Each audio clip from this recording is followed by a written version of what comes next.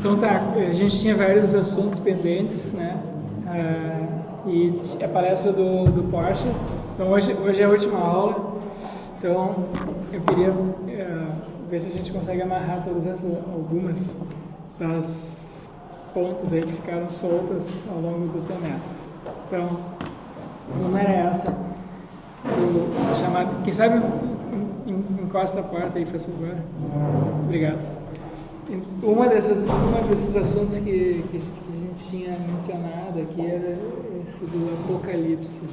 Então, existem essas profecias, né, apocalípticas no livro do Novo Testamento. E que foi escrito por São João. Então, João escreveu um evangelho, um dos evangelhos. Ele era um dos discípulos assim mais jovens, talvez o mais jovem. E então são 4 evangelhos que tem na Bíblia. E esse 4º evangelho escrito por João, ele é diferente dos outros 3. Os outros 3 contam mais ou menos a mesma história, tem repetições. Então é provável que esses 3 primeiros estejam baseados assim em relatos, nos primeiros relatos, enfim, textos que eram anotados ali naquela época e depois foram redigidos nessa forma que eles ganharam e que foram depois publicados na Bíblia. Tá? Então é provável que eles tenham uma base comum, esses 3 primeiros. O 4º não. O 4º de João é assim, o mais pessoal, poético, espiritual. Visionário talvez, sim. Simbólico, com certeza. Ele é mais assim, ele usa uma linguagem mais espiritualizada que os outros. Os outros têm uma linguagem mais descritiva de fatos. Então, o João teve uma vida longa e depois foi preso, foi perseguido como outros cristãos e enfim, foi exilado numa ilha, e nessa ilha ele escreveu esses livros aí, que são livros baseados em visões que ele teve e que são é um livro que descreve assim uma espécie de final dos tempos, de renovação. Agora é difícil da gente dizer o que significa isso, porque a linguagem é metafórica, poética. Então, sempre que um místico descreve suas visões, ele adota uma linguagem metafórica para falar disso. É como se... Certo? Então, a interpretação desses textos é muito, muito difícil. Mas ele fala, né, de um final de tempos, de quebra da realidade, de instituições, de realidades, de guerras, de pragas. Sim, mas aí é outra época, né? Nostradamus é ministro. Sim. Bom, se vocês quiserem especulações sobre isso, leiam esse livro aí do Edinger, tá? Que fala dessas coisas. Mas então esse é Edward Edinger, é um psicólogo junguiano, que faz uma interpretação assim, psicológica dos tempos atuais e afirma, né? Ele diz assim, olha, nós estamos vivendo do ponto de vista psicológico a realização disso que está dito ali no livro do Apocalipse, porque a gente tem uma proliferação de crenças no final dos tempos. Então, foi uma sequência durante assim, da segunda metade do século, depois da Segunda Guerra Mundial para cá, houve uma sequência ininterrupta de previsões do final da Terra. Então, teve previsão de guerra nuclear, desequilíbrio ecológico, mais recentemente a pragas, né? A gente tem pragas cada vez mais resistentes, depois teve aquelas gripes, disso, daquilo, possibilidades de guerras químicas e biológicas, pragas produzidas artificialmente, terrorismo. E agora a gente tem essa quebra das instituições, essa falência, né, das instituições, todas as instituições tradicionais da nossa civilização. Então, inclusive dentro das religiões mais tradicionais, se vê uma verdadeira guerra dentro da tradicional Igreja Católica Apostólica Romana entre conservadores e progressistas. Está nas redes sociais se queimando, se destruindo. O protagonista dos progressistas, Leonardo Boff, e toda aquela veneração litúrgica, enfim, ritualística da Igreja Católica, e não estão se tolerando. Eu vivo isso, né? Eu vivo isso dentro do local que eu frequento. Eu estou estarrecido. Então essas cisões, isso também está descrito no livro do Apocalipse.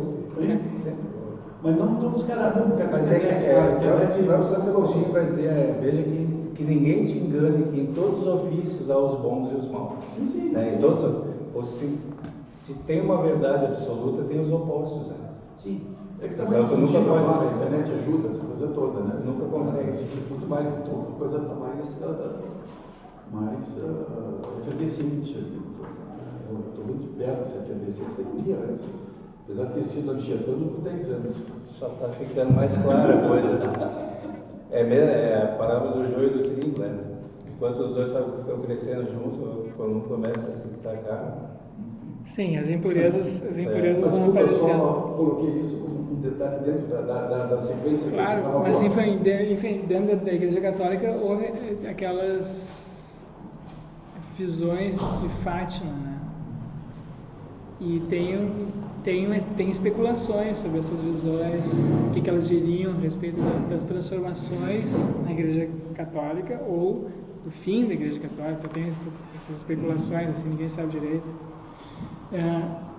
Mas enfim, o fato é que a gente está vivendo um período assim de muitas transformações em todos os níveis da nossa vida, em todos os aspectos. Assim. Então, no aspecto comportamental, assim, o tipo de vida que a gente leva hoje é muito diferente da vida que levavam os nossos avós.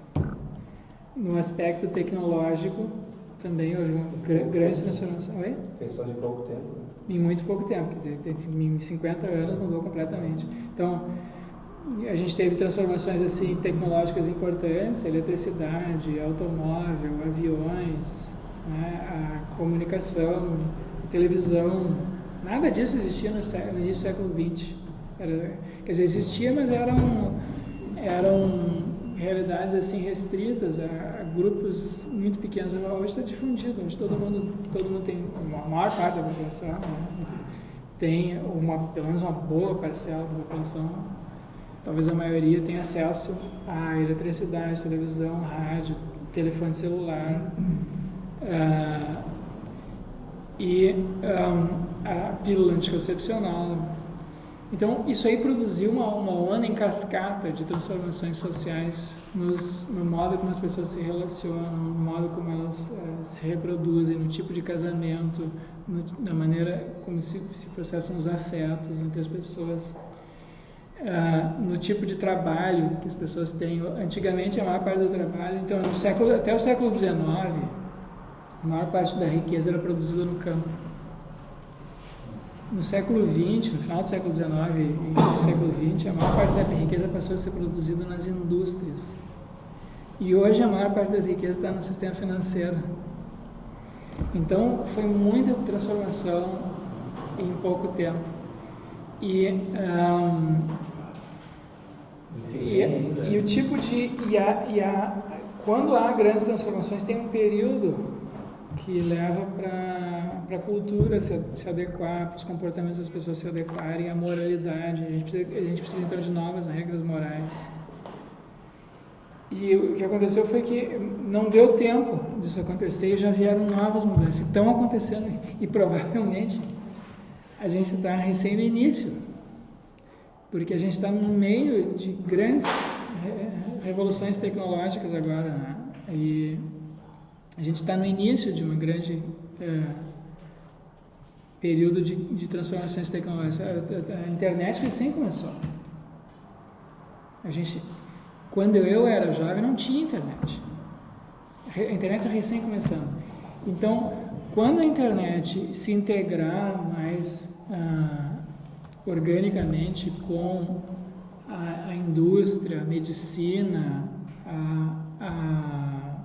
as interações sociais, a probabilidade é que o tipo de coisa que a gente faz hoje, que é comum para nós, vai se tornar irreconhecível para as gerações daqui uma ou duas gerações. Tá? Então, nós não sabemos direito como é que vai ser a economia daqui a 20 anos, como é que vai ser a educação daqui a 20 anos, como é que vai ser a cultura, os relacionamentos. Esse é um trabalho também, muda muito. O trabalho, exatamente. Tem pessoas que são muito pessimistas, por exemplo, aquele historiador Yuval Harari, não sei se vocês conhecem, que escreveu Sapiens, livro Sapiens, ele é bastante pessimista. Ele diz assim, olha, ele diz assim, todas as outras revoluções tecnológicas que aconteceram, teve a revolução agrícola. Antigamente as pessoas viviam da caça e da coleta, teve a revolução agrícola. As pessoas passaram a viver, em sua maioria, da agricultura. Depois teve a revolução industrial. E agora essa revolução tecnológica que a gente está vivendo cria a possibilidade. Então, sempre que houve, em todas as revoluções tecnológicas do passado, as pessoas que perderam o emprego assumiram postos nas novas atividades. Então, o pessoal da agricultura foi para a indústria. Da indústria, agora migrou para os serviços. Então, uma boa parte da população hoje é empregada. Por exemplo, eu sou empregado em serviço, aqui, eu sou professor de serviço, né? Que sou professor, ou pessoa que trabalha num restaurante, ou que é motorista de ônibus, são serviços, entendeu? Você não está provavelmente produzindo algo novo ali. Então, o sistema financeiro, bancário, enfim, uma boa parcela da população hoje está empregada nisso. Então, perderam emprego, uma boa parcela perdeu emprego na indústria e está indo para os serviços. Mas o que provavelmente vai acontecer nos próximos anos é que a gente vai ter uma automação intensiva dos serviços. Então, os carros, o táxi, o ônibus não vai precisar mais motorista, porque vai ser automatizado. Às vezes tu liga para teleentrega de comida, vai ser automatizado. Enfim, esses serviços assim que são mecânicos, que não exigem assim sintonia fina, que não exigem percepção, que não exigem afeto, que são mecânicos, que eles provavelmente serão automatizados. Por exemplo, isso aconteceu já na agricultura. Antigamente a agricultura era toda manual, agora com tratores. Então, o que uma pessoa faz com um trator, antigamente precisava 20, 30, 100 pessoas para fazer. E no futuro não vai precisar nenhuma, porque o trator vai ser automatizado. E é a mesma coisa na indústria, né? A indústria cada vez mais automatizada. E quando isso chegar nos serviços, para onde irão as pessoas que estão hoje no serviço? Eu estava refletindo sobre isso esse dia. Acho que a lacuna que vai abrir vai ser na área ambiental. Acho que vai abrir uma grande lacuna. Mas para que pessoa? Quanto menos pessoas tiver no ambiente, melhor. Não, mas o cuidado de serviços de proteção ao meio ambiente, alguma coisa nesse sentido. Pode ser, a gente não sabe.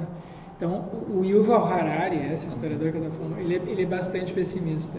Ele diz assim, ele acha que essa revolução tecnológica que está acontecendo agora criará uma população de ociosos, pessoas de inúteis, eles dizem, né? De inúteis. Porque as pessoas que serão empregadas na nova indústria serão pessoas assim altamente qualificadas, uma parcela muito pequena da população que vai fazer a programação de computadores, não sei o que, blá blá, né? mas isso será uma parcela muito, muito especializada, muito pequena. A maior parte das pessoas não será absorvida. Então a gente não sabe o que vai acontecer. Então essa expectativa com relação ao futuro... Útil, inútil, sobrevivente ou não sobrevivente.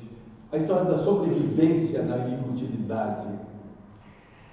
Claro, assim, no mundo... Essa equação, aí que está a complicação. Porque se for um inútil que vai conseguir desfrutar juntando, fazer algumas coisas básicas das suas necessidades humanas, né? Ok, vai ser um sobrevivente, mas e se ele não puder fazer o mínimo das suas necessidades de ser humano? A gente não sabe o que vai acontecer. Tem um lado que pode ser positivo disso, né? Que é de que as pessoas serão livres para exercerem suas atividades criativas. E tem um lado assim, pessimista disso, que é que talvez a maior parte das pessoas não tenha vocação artística para criar coisas. Então, talvez elas fiquem jogando videogame ou se drogando o tempo inteiro. Tipo assim, tá jogando videogame, se drogar, tudo isso tem custo. De alguma forma, pessoas ociosas não vão produzir. Talvez as pessoas resolvam que não vale mais a pena se reproduzir. Né? Não faz sentido. Eu acho que a grande questão é assim, se for produzido com uma alta tecnologia, vai ser via como e para quem manter um certo sustento. Pois é, a gente não sabe. Então, tu entende? Isso aí tudo alimenta uma fantasia, porque não é uma fantasia porque é uma imaginação, nesse sentido que é uma fantasia, porque a gente não sabe, realmente não sabe. É uma fantasia pessimista, tá? sobre o futuro. Então, tem pessoas que estão deliberadamente optando por não ter filhos. E esse número está aumentando, a gente não sabe isso, Sim, uma parte opta por não ter filhos por necessidade, porque tem a possibilidade de tomar uma pílula anticoncepcional, então controlando a totalidade está à disposição, que não estava à disposição há 50 anos atrás, hoje já está à disposição. Aqui no Brasil, só quem não... Para todo mundo, inclusive as pessoas mais pobres têm acesso a isso, porque as pílulas são distribuídas gratuitamente nos postos de saúde. Então, está havendo uma quebra assim brutal na taxa de natalidade no espaço de uma geração. Tá? Então, até a década de 50, a taxa de natalidade no Brasil era 6 filhos, depois baixou para 3, agora é menos de 2. Então, nós já estamos numa taxa negativa. Estamos entrando aqui no Rio Grande do Sul, que tem a menor taxa de natalidade. A maior parte dos casais ou mulheres tem menos de 2 filhos. Eu tenho 10 irmãos, um dos meus filhos tem 1 e o outro nenhum. Então, entende? Então, veja só, isso aí, então aquele modo de vida, a cultura toda que se constituiu ao redor, que foi sendo construída, a mitologia, o sentido da vida, que se constitui, e a ideia que nós temos a respeito do propósito que a nossa cultura elegeu assim, para dar sentido à vida, isso precisa ser reformulado muito rapidamente. Tá? Enquanto a gente não tiver isso, a gente vai continuar com essas fantasias. A academia, o que está fazendo, é da academia que vai surgir um preparo para esse novo mundo. Não sei. Você está muito... mestre da área de humanas, onde está o preparo para essas novas gerações, para elas não entrarem naquele desespero suicida. Bom, assim, na história, na nossa história, as novas religiões, novas mitologias, ou novas formas das antigas religiões, porque as religiões se renovam, né? Às vezes, tem religiões que terminam, por exemplo, a religião dos gregos antigos. Pitagorismo. Ninguém cultua Zeus, Apolo, né? O Sócrates era discípulo, era devoto do deus Apolo. Mas na Grécia... mas é uma coisa assim, é que nem... Claro, eu não sei se isso é sério, tá? Pode ser que seja sério, mas assim, se tu for aqui na Argentina, tem a religião do Maradona, né? Tu sabe? Quer dizer, né? Tem mesmo. Tem igreja. Essa deve durar bastante. Essa vai durar bastante. Quer? Peraí, só um pouquinho. Um de cada vez, Sandro. Daí nicho de mercado futuro, ser um consultor para formação. Quem sabe, né? Vamos fazer doutorado em filosofia da religião para fazer isso aí. Mas Fazendo esse fenômeno de visões espontâneas na América Latina é bem forte. De pessoas que faleceram e começam a flutuar. E tem aquela coisa de Deus morto, essa coisa de confusão da religião tem. Não, assim, é comum surgirem cultos assim, religiosos aqui e ali. A maioria morre depois de uma geração ou duas, tá? Não é incomum, isso sempre aconteceu. Seitas, cultos, assim, grupos pequenos. Então parece que existe uma espécie de seleção natural que vai que leva a maior parte dessas seitas ou religiões que surgem, leva à extinção. Umas poucas sobrevivem e essas que sobrevivem vão se adaptando ao longo do tempo, elas vão evoluindo ao longo do tempo. Então, o tipo de cristianismo que a gente tem agora aqui no Brasil, por exemplo, é diferente do cristianismo da Idade Média, por exemplo, bem diferente do cristianismo da Idade Média. E, enfim, houve o cristianismo se separou em vários grupos, tem os protestantes, tem a igreja ortodoxa, né, tem os espíritas aqui no Brasil. O hinduísmo se separou em várias vertentes. Então, tem essa evolução, tá?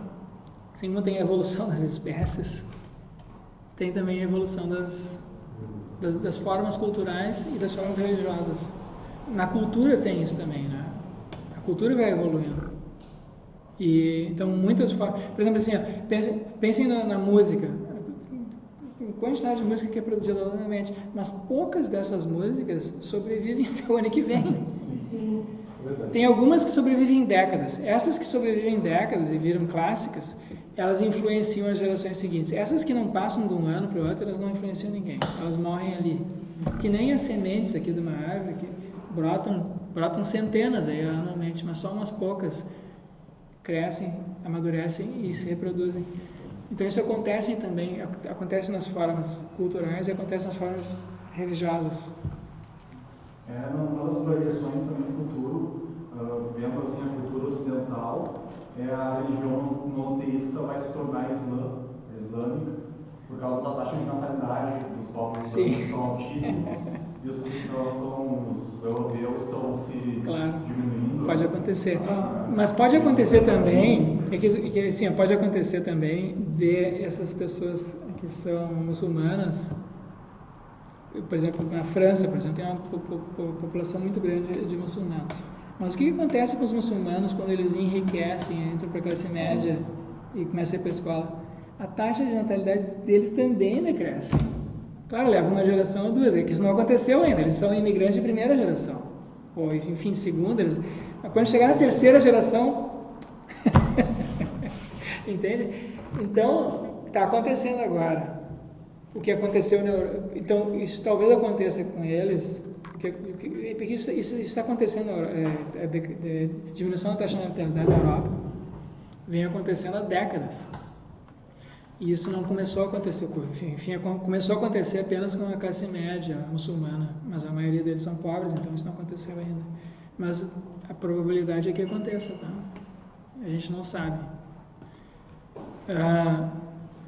Então, enfim, o que a gente tem aqui? A gente tem uma sociedade, nós vivemos agora a gente não tem uma moralidade nova, adequada às novas formas sociais, tecnológicas que nós temos. tem muitos problemas morais que estão surgindo novos agora, para os quais nós não temos respostas adequadas. Que nem a gente tinha. Então vocês entendem assim, a gente teve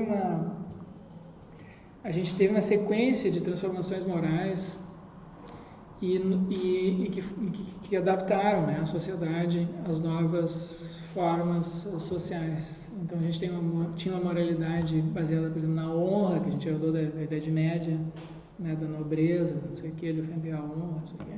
A pessoa ela tem o valor dela está ligado à posição dela na hierarquia social, e que a posição dela na hierarquia social não depende do que ela faz. Então, essa era a ética medieval. Depende dela, ela nasce um aristocrata, ela nasce um plebeu, enfim, ou ela depois se torna um guerreiro, enfim, aquilo lá tá, independente do que ela faça, o valor dela está ligado a essa posição na hierarquia social. Depois a gente passou com a revolução, com a mudança do modo de produção capitalista, com a Revolução Francesa, a Revolução Inglesa, Americana, a moralidade passou a estar associada ao que a gente faz. Então, e não intrinsecamente a pessoa. Então a gente tem uma ética baseada na ação das pessoas. A gente avalia o que as pessoas fazem, o princípio que ela usa para agir. Nada disso era levado em consideração na Idade Média. Então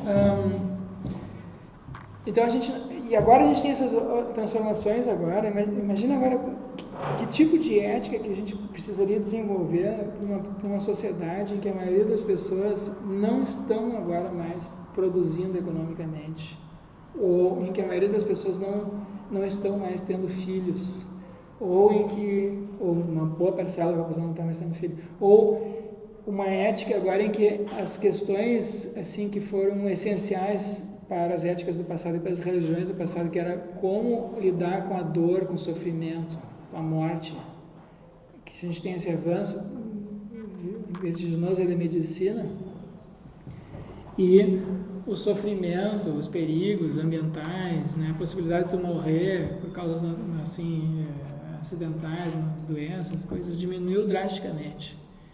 Então, enfim, a gente não tem ainda formas éticas, culturais e espirituais adequadas para lidar com essa nova realidade. Então isso é o que está acontecendo agora. Então a gente está nesse hiato apocalíptico de que a civilização anterior está ruindo. Tá? Então a gente tem indício, a gente vê isso em manifestações disso a toda hora. Tá? Então essas manifestações, a política, por exemplo, como instituição, está ruindo no mundo inteiro. Assim, os valores que alimentaram a política nos últimos 300, 400 anos, né? A ideia de república, de verdade, a ideia de colocar o bem público acima do interesse individual, enfim, a ideia de justiça, né? A ideia de que nós devemos dizer a verdade. Tudo isso está se tornando cada vez mais difícil de enxergar, porque não é claro, não é evidente quando é que uma afirmação é verdadeira, quando é que ela é falsa, quando é que uma ação é justa, quando é que ela é injusta, quando é que algo efetivamente está no interesse do bem comum, da coisa pública, quando é que ela não está. Então, isso vem misturado, né, com uma onda Sem regras e a lei da selva. Exatamente, e é exatamente isso que a gente está vivendo agora, lei da selva. Então, na ausência desses, digamos assim, valores universais que orientem a sociedade como um todo, certo? Então, na ausência de valores universais que possam dizer fraternidade, igualdade, liberdade, os valores da Revolução Francesa, ou os valores iluministas, né, da valorização da razão, da justiça, da equidade. Na ausência disso, na ausência de um substituto à altura, então esses aqui parecem não estar mais mobilizando as pessoas, as instituições, os agentes, os líderes, né, os públicos, não parecem estar sendo guiados por esses valores. Isso a gente vejam assim na política, né? O Donald Trump nos Estados Unidos No Brasil, o Bolsonaro. Na Rússia, o Vladimir Putin. Então, esses aí são os nossos líderes. Então, fica, vocês entendem? Está muito distante do ideal. Então, a gente não tem... A gente não tem um conjunto de valores alternativos para oferecer. Não se produziu isso. Não se produziu, esses valores não foram produzidos. Formas de ação alternativas não foram produzidas. Então, o sentimento que se tem é esse de ruína, de final dos tempos. Tá? Uma resposta para certo? E isso no nível assim, público, mas no nível individual também. Porque no nível individual a gente tem uma mudança na estrutura familiar, mudança nos comportamentos, a pílula anticoncepcional, né? Então, taxa de suicídio aumentando. A taxa de suicídio. Então, e a gente não tem... então, aquelas formas, a ideia, o sentido da vida que foi fornecido, né, pelas religiões tradicionais, agora tem dificuldade de responder a essas novas questões. Então, por que é mesmo que eu devo me sacrificar em benefício dos meus filhos? Que eu devo ter filhos? Eu vou passar 4 anos sem dormir? E depois mais 10 sem final de semana? Né? Por que mesmo que eu tenho que fazer isso? Me sinto o cachorro do caminho de mudança, né? Por que eu tenho que fazer? Não sei, não sei o caminho de volta. Então as religiões tradicionais, elas dão respostas a perguntas: por que eu devo me sacrificar? Elas apontam isso. Então tem um sentido nisso, certo? Que é valioso por alguma outra razão. Então pode estar numa vida além, pode estar na virtude, pode estar num tipo de felicidade que não está ligado ao prazer corporal, aos prazeres, aos desfrutos, ao deleite da vida. Tem algo mais nobre que isso. Mas então as diversas religiões ofereceram, diversas religiões assim mundiais, né? O cristianismo, o hinduísmo, o budismo, ofereceram respostas para lidar com isso, porque a alternativa, né, na nossa história foi sempre pior. Então, se tu não leva uma vida virtuosa, se tu opta pela vida de prazeres, se tu leva de vício, de prazeres, a probabilidade de tu ter um sofrimento muito além daquilo que tu é capaz de suportar é direta.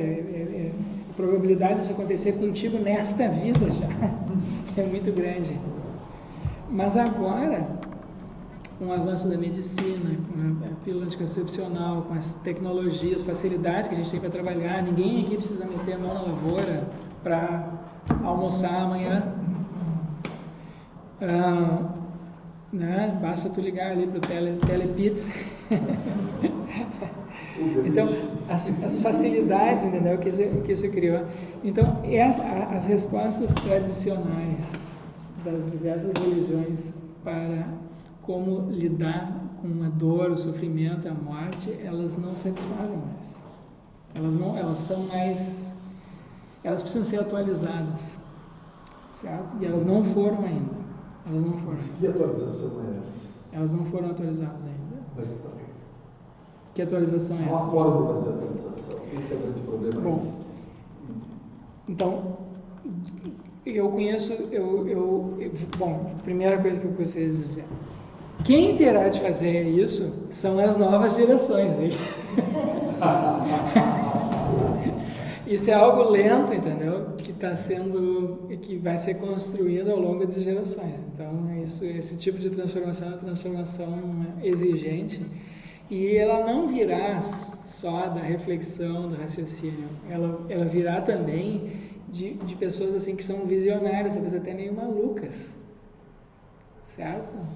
Que são tidas como malucas, mas que têm uma mente criativa, artística, sensível, e que dirão coisas que hoje parecerão loucas, como os profetas do passado disseram coisas que à sua época eram tidas como insanas, mas que serão intuitivas, visionárias, tá? Anteciparão formas de vida futuras. E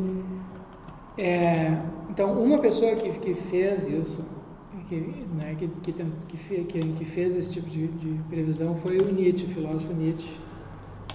E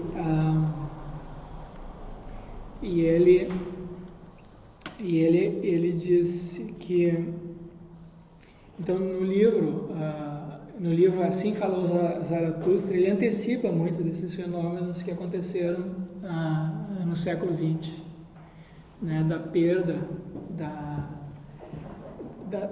as religiões, ou assim, a elite cultural deixa de se guiar por esses valores espirituais predominantes da tradição, e o resultado é que ao longo das gerações, com o passar do tempo, essa perda da fé vai afetando a população como um todo. E aí as formas, essas energias espirituais, essa maneira de lidar com o sofrimento, com a dor, com as relações sociais, ela vai regredindo e vão aparecendo essas formas assim tribais de comportamento, certo? Então um certo tribalismo, que é o que a nossa herança primata. Então, e esse que a gente vê acontecendo na política, né? na política, nas relações sociais. Então tem uma degenerescência assim. E a resposta que o Nietzsche tentou articular para isso foi a ideia de que em vez de cultuar deuses transcendentes, em vez de depositar as nossas energias espirituais numa fé, num domínio transcendente, além da vida, ele diz, uma alternativa que ele apresentou é cada um introjetar essa energia espiritual e fazer da sua vida a sua própria religião, se tornar uma espécie de super-homem, certo? Um sobre-homem. Então, aquilo que pertenceria ao domínio transcendente agora passa a ser introjetado internamente. Um pequeno detalhe. Eu soube há pouco tempo, Nietzsche foi pianista e compositor. Uma grande legado como compositor de piano. Só Sim. Dando uma ilustração a essa pessoa. Sim, então, ele foi dessas mentes assim, artísticas, visionárias, né, que percebeu o espírito, né, do seu tempo, o Zeitgeist. Ele percebeu e escreveu sobre isso. Mas se a gente for ler os textos do Nietzsche com um olhar assim analítico, que nem a gente lê o Aristóteles, o Kant, vocês vão achar que lá não faz o menor sentido. Então, porque ele usa a linguagem das metáforas, ele usa a linguagem poética, ele tá descrevendo coisas ali que não são diretamente observáveis. E ele usa de recursos artísticos para fazer isso. Então, a leitura dos textos de Nietzsche é muito difícil por causa disso, tá? Do ponto de vista assim, filosófico, claro que a gente pode ler como literatura, como romance, mas a leitura assim, filosófica disso é difícil por causa disso. Bom, o que aconteceu então? Em seguida, os junguianos leram Jung, e os junguianos leram o Nietzsche, e eles elaboraram a seguinte objeção: do ponto de vista individual, essa proposta nietzschiana ela é dificilmente exequível, embora possam haver aí um ou outro indivíduo que consiga dominar essas energias espirituais, essas forças que nos animam. Isso do ponto de vista individual é muito difícil de ser feito. E, em geral, o que se fez ao longo da história das civilizações foram que se criaram molduras culturais, institucionais, coletivas, para canalizar essas energias, assim, digamos assim, espirituais, essas forças. Então, o que eu estou falando com energia espiritual? Porque isso também é metafórico, né? Mas assim, seguidamente, a gente se vê diante de fenômenos, ou realidades, ou acontecimentos nas nossas vidas, e a nossa reação diante desses episódios, por exemplo, diante da morte, a gente do amor, a gente se vê apaixonado por alguém, ou se vê horrorizado, ou a gente se vê mobilizado por uma causa de justiça, uma causa política. E quando isso acontece, a nossa reação ela é inspirada, vocês entendem? Parece que a gente é dominado por uma energia que não está presente nas nossas atividades cotidianas. A gente se vê mobilizado, como tomado de uma força. Pensa numa pessoa quando está apaixonada. Ela faz coisas assim, ela fica sem comer, fica sem dormir, vai para lá, vai para cá, faz isso, escreve poemas. Né? Ela se vê mobilizada por uma força que normalmente não está presente nas atividades dela. A mesma coisa uma pessoa quando ela está imbuída assim, de uma causa, vou lutar por justiça, vou lutar por isso, por aquilo. Ela se sacrifica, ela faz coisas que às vezes até estão além do seu poder físico, do seu poder intelectual, mas ela encontra um jeito, ela encontra soluções criativas, né? Que se ela fosse parar para pensar, ela não faria aquilo, certo? É a mesma coisa quando uma pessoa está querendo ter filhos, por exemplo, né? Se ela fica muito refletindo, pensando, tem esse pró, tem esse contra, ela não tem filhos. Então, tem de ter algo ali, tem de ter alguma coisa além disso que é puramente reflexivo, racional, que está ligado à nossa capacidade de resolução de problemas. E ela tende a estar imbuída por um espírito, eu falei espírito assim, mas seria uma disposição mental, uma disposição moral, emocional, que a leva a fazer coisas que talvez ela não consiga realizar. Mas enfim, isso não importa, ela se sacrifica, ela lida. Mas aquilo não aparece para ela como sendo um sacrifício, vocês entendem? Ela faz coisas assim que do de fora parecem um sacrifício, mas a experiência individual dela não é a de um sacrifício. É a de, por exemplo, de estar respondendo uma vocação. Eu me sinto chamado a fazer isso. Certo? Então é como se eu estivesse escutando uma voz assim, vem, essa é a tua vocação. Aqui que tu vai encontrar o sentido da tua vida. Faz isso. Então essa é um tipo de experiência espiritual. É a experiência da inspiração, certo? E, por exemplo, quando a gente vê o relato das pessoas assim, a gente pulou o capítulo da santidade no William James, a gente pulou esse capítulo que é muito comprido, mas os santos, quando eles descrevem o que eles estão fazendo, eles se comportam como soldados ou como súditos, eles abdicam de si. Por exemplo, se pega, a vida do Paulo de Tarso depois da conversão, ele não tem mais vida pessoal ali para ele. Tudo que ele fez depois estava a serviço ali do cristianismo, de Jesus. Então ele está imbuído ali de uma motivação, de uma motivação, de fora é um sacrifício, mas ele não vê assim, vocês entendem? Então isso que foi... Então a gente tem essa capacidade, todos nós temos isso, e a gente vê isso. Basta se apaixonar. Tá? A paixão, é claro que tudo isso tem o seu lado negativo também. Porque às vezes a gente é tomado, por exemplo, de uma depressão. E aquilo também é uma depressão psicológica. Né? Ou um desânimo, um niilismo que está além da conta, um pessimismo que está além da conta. Na realidade não sugere isso. Aquilo lá tem alguma coisa mais acontecendo na mente da pessoa ali, que assim, se tu fosse parar para refletir, ponderar, não sei o que, tu não deveria estar assim. Né? Então, vocês entendem? Então isso significa que tem elementos assim, né, que nos conduzem às nossas emoções, à nossa vida mental, que não são produto da nossa observação, dos nossos raciocínios sobre a realidade. E, na verdade, são justamente esses elementos aí que podem dar sentido à vida ou tirar o sentido da vida. tá? Então, o que aconteceu na história das religiões?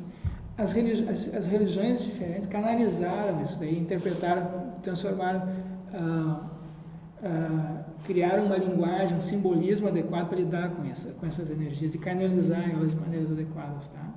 Porque existe uma possibilidade de que quando isso não encontra uma canalização adequada, isso leva à loucura, literalmente à loucura. Então a pessoa pode talvez tenha acontecido algo assim, mas enfim, tem uma discussão sobre isso com o Nietzsche mesmo, porque Nietzsche terminou a vida num sanatório. Então, porque justamente são energias assim, ou forças, ou emoções, sentimentos, pensamentos que fazem com que a pessoa realize ou se disponha a realizar coisas que estão além das forças individuais dela. Então, isso, quando não é essas emoções, sentimentos, pensamentos, experiências, quando elas não encontram um arcabouço coletivo, institucional, uma ritualística adequada para se manifestar, elas se tornam perigosas, psicologicamente perigosas e num nível coletivo socialmente perigosas, tá? Então, quando isso não porque quando isso não é canalizado adequadamente, ela começa a aparecer, por exemplo, aparece na política. Então tu tem um endeusamento de figuras, o Hitler, o Mao Tse Tung, não sei quem mais, ou ela aparece numa projeção individual de grandeza, projeções individuais de grandeza, a pessoa, né, começa o ego do indivíduo começa a ficar inflado, ele começa a fazer coisas que estão além da conta. Então tu vê isso assim, né, em políticos, tu vê em pessoas assim, empresários, às vezes se perdem por esses caminhos da riqueza, né? Artistas, celebridades, às vezes tu vê que a pessoa fica inflada pela própria fama e essas emoções, começam a surgir essas emoções, né, elas têm essa dinâmica emocional, sentimental, espiritual, e a pessoa começa a ficar inflada, e quando tu vê, ela explode, ela estoura, né? Um ano depois tu vai ver a pessoa que tá um caco. Então são coisas que precisam ser adequadamente, que precisam ser educadas, precisam ser canalizadas. Então as diversas instituições religiosas, as diversas tradições espirituais forneceram modelos disso que funcionaram bem durante séculos. Só que foram soluções coletivas, porque individualmente é muito difícil fazer isso. Individualmente... Mas mais seguro. Hã? Individualmente é mais difícil, mas é mais seguro. Não, por que seria mais seguro? Mais seguro porque se tu está ancorado numa instituição que se desvirtua, então se desvirtuando, como se vê desvirtuando, a tua âncora se desfaz. E se tu trabalhas uma âncora dentro de si próprio, se fortalecer, conseguir estruturar uma individualidade, de certa forma, se chama dentro de uma solidão, aquilo é mais seguro. Porque o teu fica muito menos vulnerável. Claro, não, é que tem uma dinâmica, tem um aspecto individual, mas tem um aspecto coletivo. Então, quando isso funciona bem, tu tem uma alimentando a outra. Tem os indivíduos renovando as instituições, não permitindo que as instituições se percam, fazendo com que as instituições se atualizem. Harmonia. E quando os indivíduos estão perdidos, eles levam as instituições juntas. E se as instituições estão corrompidas, não adianta o indivíduo lá ser santo, ele vai junto. Não, o que eu disse é que é mais difícil, ou seja, mais dificilmente tu vai conseguir as âncoras internas. Sim. Mas, uma vez conseguidas as âncoras internas, elas são mais seguras, claro, do que as âncoras externas e conectivas institucionais. Claro, aí tem muitas coisas a considerar aí, tá? Isso é um fenômeno, assim, como eu falei, esses fenômenos espirituais religiosos estão entre os fenômenos mais complexos que há. Ponto. que há no universo, porque é que nem eu falei para você, olha aqui, ó, a gente não tem uma teoria adequada sequer de como funciona o nosso cérebro, tá? Na parte mais elementar, como é que a visão, mas a gente sabe como é que enfim, a parte da visão, a parte do nosso cérebro que é responsável pela visão é mais bem conhecida, porque ela é análoga nos outros mamíferos, então tu pode estudar os outros mamíferos, mas ninguém sabe como é que isso produz a experiência da visão, certo? Então nem isso a gente sabe.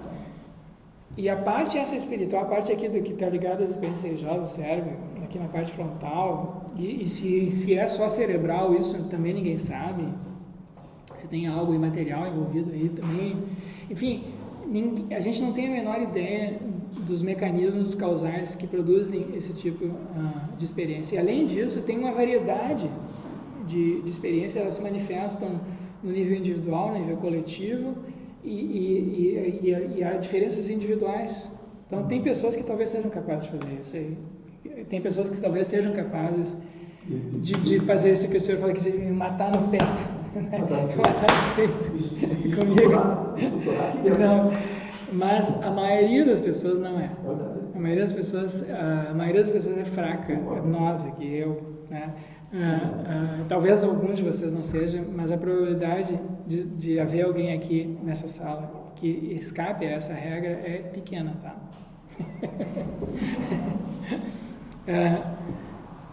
Então, essas pessoas que tiveram essas características, né?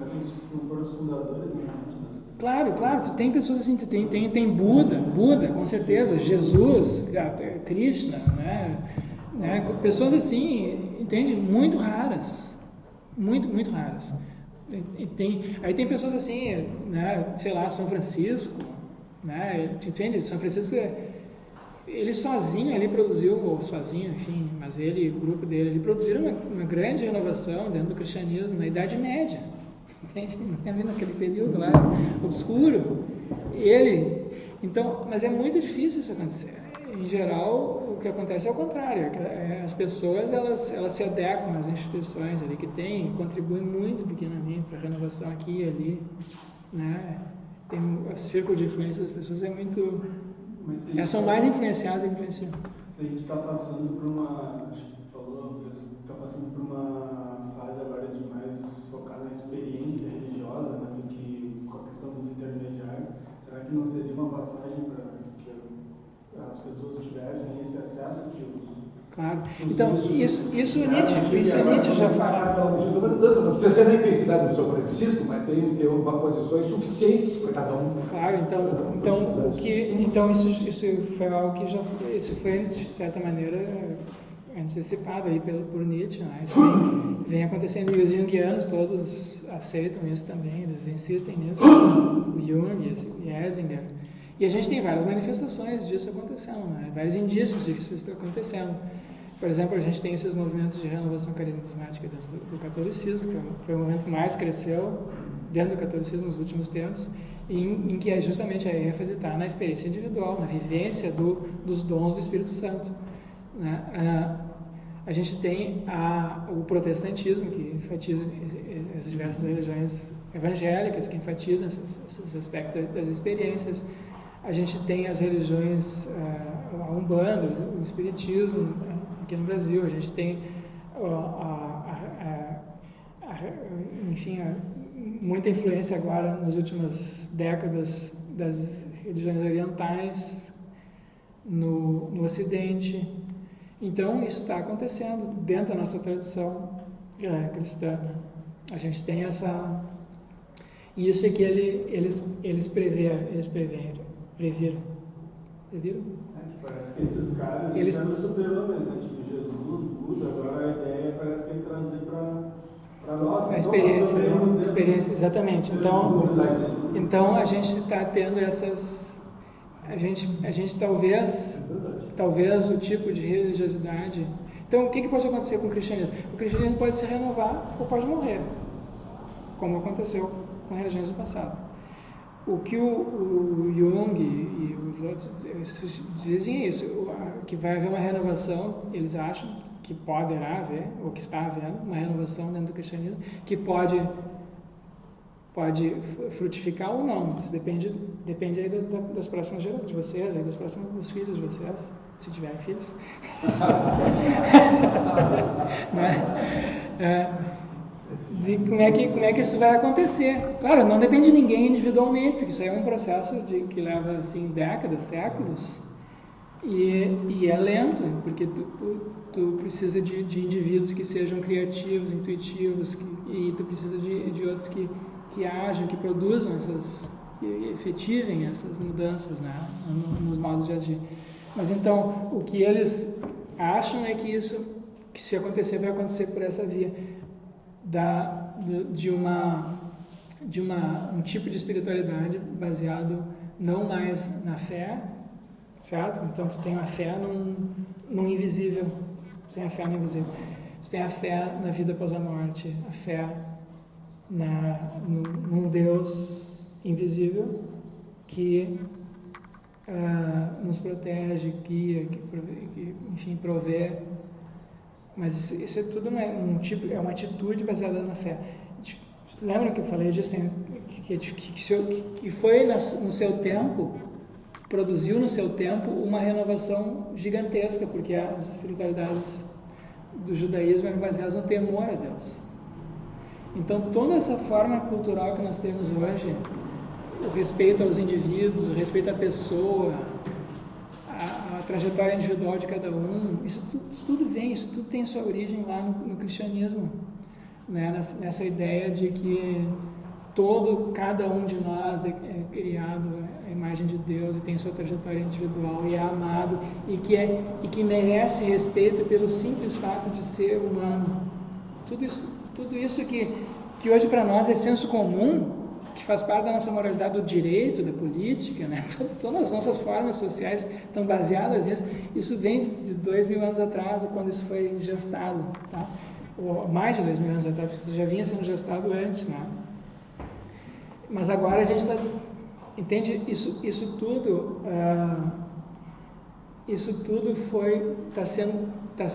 está deixando de ser... Está deixando de ser mobilizador de uma boa parcela da população. E então o que o Jung diz? A gente agora precisa encontrar uma nova forma de mobilização em que essa separação radical que aconteceu no início do cristianismo entre o bem e o mal, o espiritual e o corporal, né? Isso precisa ser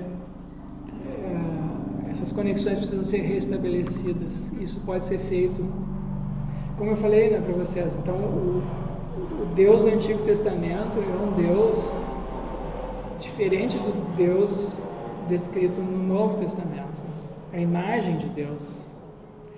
Não é que, né, assim, dentro da teologia cristã, não é que Deus tenha mudado. Deus é o mesmo, mas ele é visto de maneira diferente, ele é compreendido de maneira diferente, a gente subjetivamente se relaciona de maneira diferente.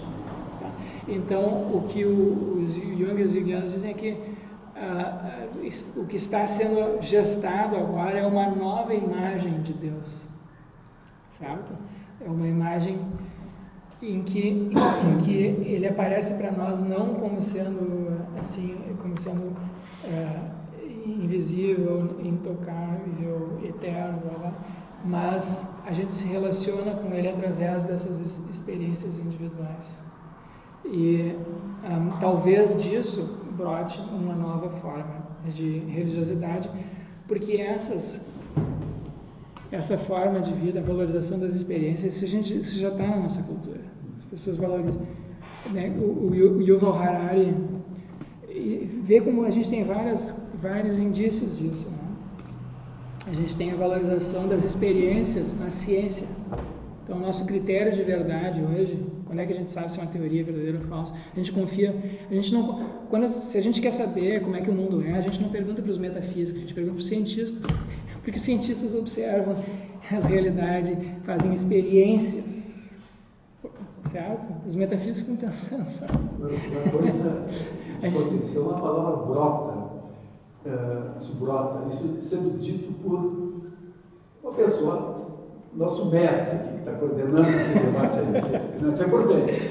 A ideia, eu estou chamando isso, é que, até certo ponto, a gente esperava que os mestres que se debruçaram muito mais sobre o pensar, me parece que essa resposta não vai surgir destes, mas vai brotar de um certo,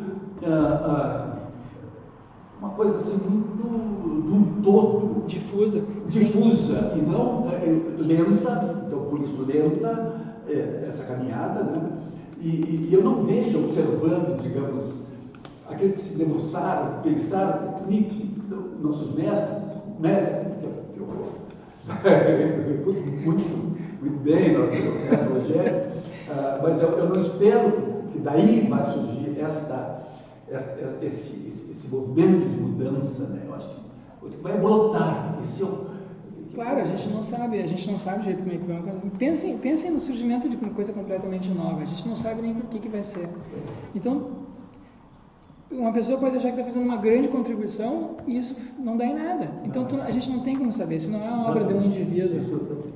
Então, é claro que tem pessoas que são mais sensíveis, elas contribuem, mas elas contribuem mesmo sem saber porquê. Então, tem um elemento aí que é meio artístico, que é criativo, que é inconsciente mesmo, vocês entendem? Então, às vezes, por exemplo, uma pessoa compõe uma música, escreve um poema, ele não tem ideia da influência que aquilo vai ter. E se ele só está pensando no sucesso, ele pode até fazer uma música. Tu pode, né, se tu quiser, montar uma música feita para tocar na rádio ano que vem. Tu pode fazer isso. Tu pode fazer um lancezinho aí de marketing e tu vai ter sucesso garantido, não é muito difícil. Então, tem pessoas que se especializam nisso. Agora, o efeito disso a longo prazo é mínimo. Quer dizer, pode até ser que não seja, mas se é ou não é, não depende desse esforço individual, depende da sensibilidade dessa pessoa para estar captando algo que vai além aquilo, das circunstâncias que estão agindo ali naquele momento ali, da sua vida. Então tem algo ali que é imponderável, literalmente imponderável, não tem como medir, certo? E que depende assim de uma certa percepção de algo subjacente e talvez invisível. Então, mas o que esses psicólogos aí dizem é que isso está acontecendo já. Tá? Isso já está acontecendo, porque a gente já tem essa valorização das experiências. Quando a gente quer saber, se a gente quer saber como o mundo é, a gente não pergunta para um teólogo, para um metafísico, a gente pergunta para um cientista. Se a gente fica doente, a gente vai no médico, entendeu?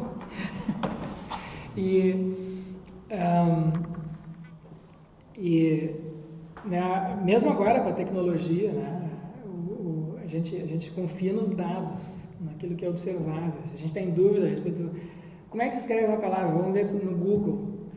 Né? Quantos habitantes tem na China hoje? Vamos ver no Google. Então tem os dados.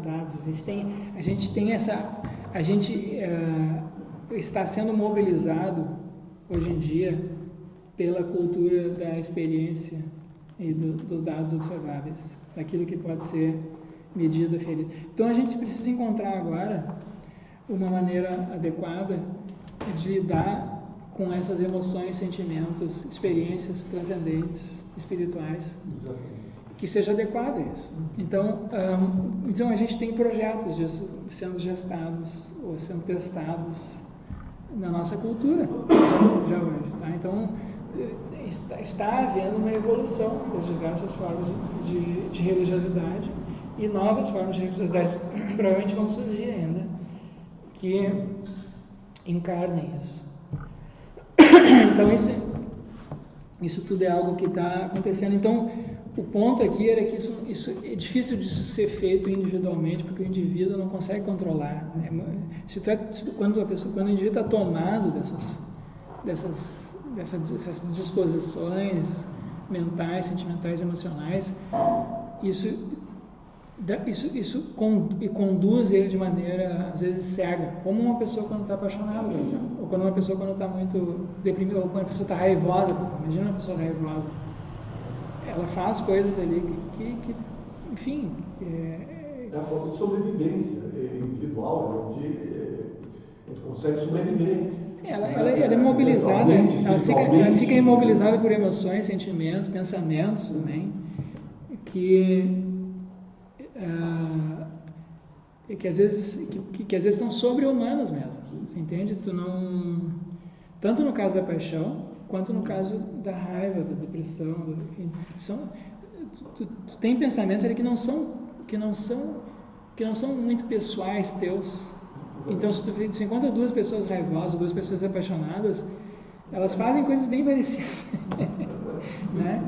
Então, parece que tem um modelo ali que toma conta dessas pessoas. Então, como é que isso foi lido no passado? É um espírito. E, de certa maneira, é isso mesmo, vocês entendem? Agora, tu pode interpretar isso metafisicamente, ou cartesianamente, ou tu pode interpretar psicologicamente, ou tu pode interpretar metaforicamente, tanto faz, tá? O fenômeno é o mesmo nos diversos casos. Então, tu precisa, então quando isso toma conta de ti, é muito difícil tu individualmente dar isso um encaminhamento adequado. Pode ser que tu tenha sorte, força e presença espiritual de discernimento para fazer, mas é improvável que tu consiga em todos os casos. E dependendo da força com que isso te abate, a queda é muito provável, muito difícil não cometer erros assim fatais, até prejudicar outras pessoas. Então a gente precisa de instituições, tradições, modos de agir, padrões, que quando isso acontece a gente sabe como enquadrar isso e canalizar, certo? E quando foi desfacelado em todos os lados? Senão isso... tudo desfacelado do lado. Não. Por pouco, por mais que se consiga só... Quando tu não tem isso, quando tu não tem essas estruturas culturais, institucionais, o que acontece é isso que a gente tem agora. Sim, que é uma espécie de sensação de que está tudo ruindo. Né? A imprensa está ruindo, a justiça está ruindo, as famílias estão ruindo, a educação, a sociedade, os costumes. Claro. Aí a pessoa fica, não, eu estou aqui, não posso contar com ninguém, eu vou meu grupinho aqui. Tem a volta do tribalismo, né, das emoções tribais, o meu grupo contra o teu grupo, eu estou certo, tu está errado, não importa o que tu diga. Não tem valores universais. Só falta uma coisa para não se devorar, né? Não precisa sair do recolhimento. E pode acontecer. O recolhimento, o ponto seguro, é se recolher diante disso. É sempre muito importante. Sim. Tá. Bom, são 6 horas. Vamos fazer um intervalo rápido.